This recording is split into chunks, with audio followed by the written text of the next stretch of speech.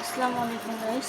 তো আমি আজকে একটা ইলিশের রেসিপি শেয়ার করতেছি আপনাদের সঙ্গে। তো আমি গিয়ে মাখানোর সময় আপনাদের সঙ্গে দেখাইতে পারিনি। এখানে জাস্ট পেঁয়াজ, ঝাল, হলুদ, লবণ,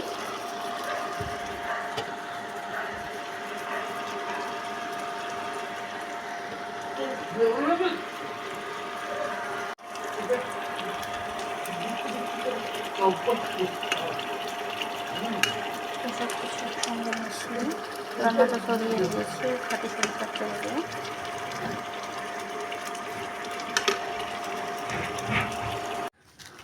তো আমি ইলিশ মাছটা চড়িয়ে দিয়ে দেখতে আসলাম গাছে কোথাও লেবু আছে কিনা।